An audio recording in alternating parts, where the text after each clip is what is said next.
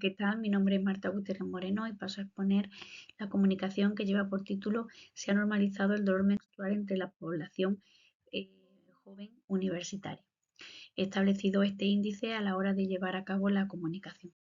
A modo de introducción, comentar la diferencia entre dolor agudo y dolor crónico, y es que una persona que tiene dolor crónico tiene un dolor durante más de 3 meses sin una causa específica o que lo justifique, y se ha producido lo que se llama la sensibilización de los receptores del sistema nervioso central, médula espinal y encéfalo, que se llaman nociceptores, de manera que esa persona tiene un aumento de la respuesta de sus neuronas ante estímulos dolorosos, cuando a veces esos estímulos están por debajo del umbral o incluso no existen.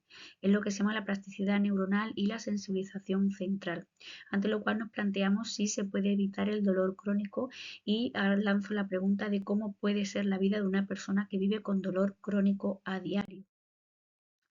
El dolor menstrual se le llama dismenorrea y se clasifica en primaria y secundaria en función de si tiene una causa aparente o no. La mayoría de las dismenorreas son primarias y por lo tanto no tienen patología pélvica que la justifique. En el caso de que sea secundaria, va a ser debido a alguna patología pélvica, como por ejemplo endometriosis, miomas o malformaciones genitales. Estas últimas se pueden diagnosticar a edades tempranas, pero los miomas y la endometriosis normalmente es después de los 30 años. El tratamiento y el pronóstico de estos dos tipos de dismenorreas, primaria o secundaria, es bastante diferente, puesto que si no se sabe la causa, difícilmente se va a poner tratamiento. Y yo me pregunto de qué origen puede ser el dolor menstrual si no es un dolor pélvico. La mayoría de las dismenorreas son dismenorreas primarias, pero si si conociéramos el origen, pasaría a ser secundaria, y entonces ya sería la mayoría de sus diagnósticos. De manera que también nos planteamos que si estudiamos la causa de un dolor de tobillo, un dolor de oreja, un dolor de ano, porque siempre el dolor es secundario a algo, no existe un dolor primario, porque no estudiamos el origen del dolor menstrual.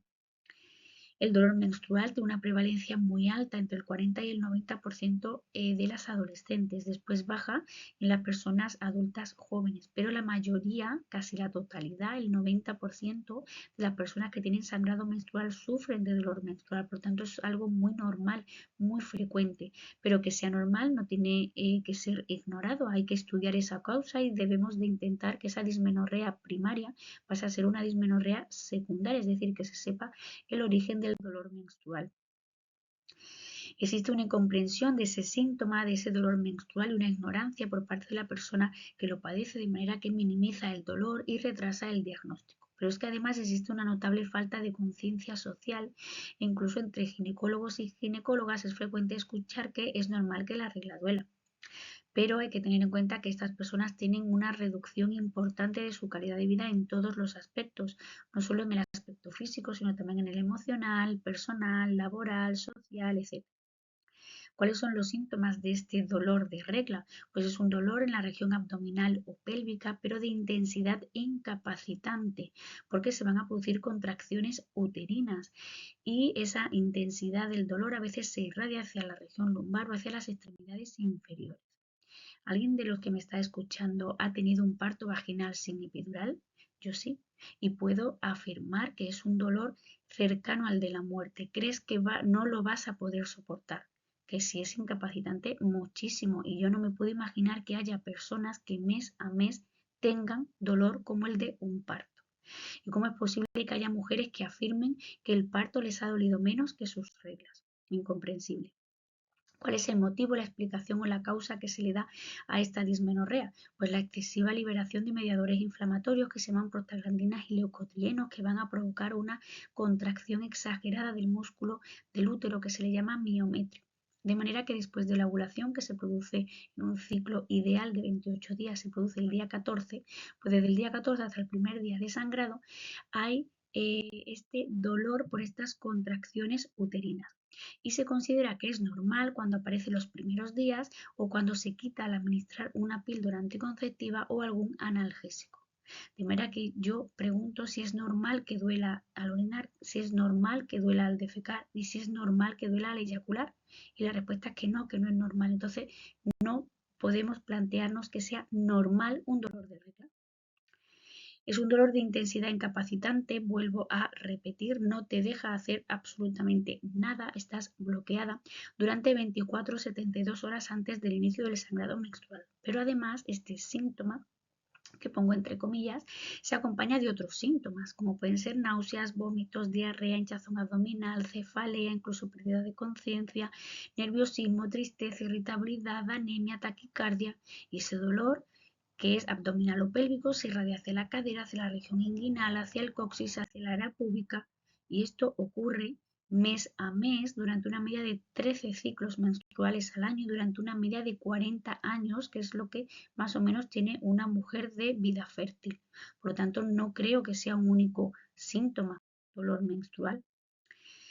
A la hora de establecer los factores de riesgo para que una mujer tenga dolor menstrual, hay que tener en cuenta que se realizan estudios retrospectivos de mujeres que tienen un dolor menstrual con una causa justificada pélvica, por lo tanto es una dismenorrea secundaria, y se establecen todos los factores en común que tienen esas mujeres.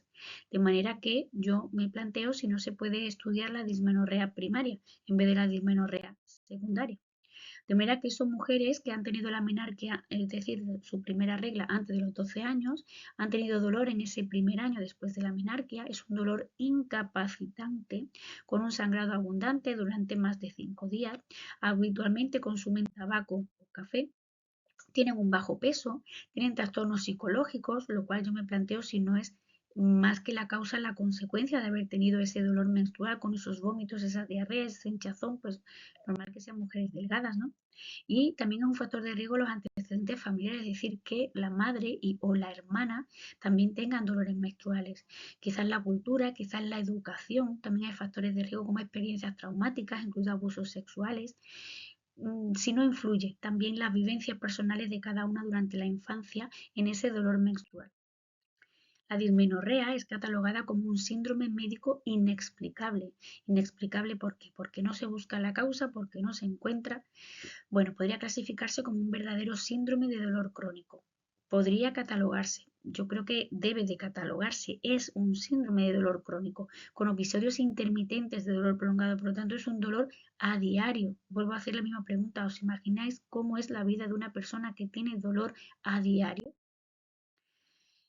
En mujeres que tienen dolor menstrual, estudios por resonancia magnética, inmunistoquímicos, histológicos, etcétera, se ha visto que hay alteraciones en la conectividad funcional de ciertas partes del cerebro, en el metabolismo de las neuronas cerebrales y en el sistema modulador del dolor.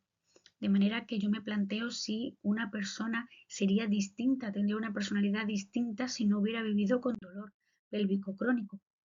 Elaboramos entonces en el año académico 23-24 un estudio de investigación entre la población joven universitaria de la provincia de Sevilla que cursaba el primer grado de estudios sanitarios y no sanitarios para obtener una muestra homogénea.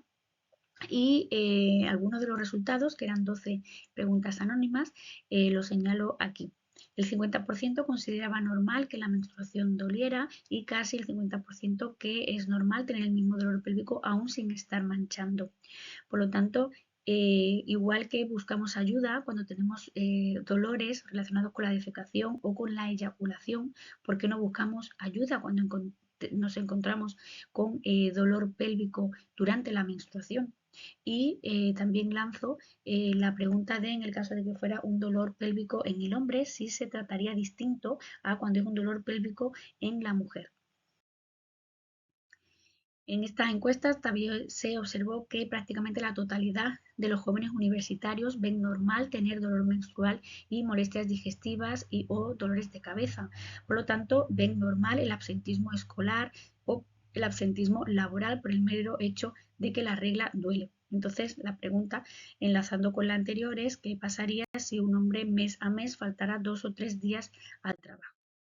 Por lo tanto, tenemos una perspectiva educativa y una perspectiva social que habría que cambiar, ya que para la población joven universitaria es normal el dolor pélvico en la mujer aún sin estar sangrando y es normal otra serie de síntomas acompañantes. Hay que buscar el origen y la causa de ese dolor menstrual porque no es normal vivir con dolor, ya que la regla no duele.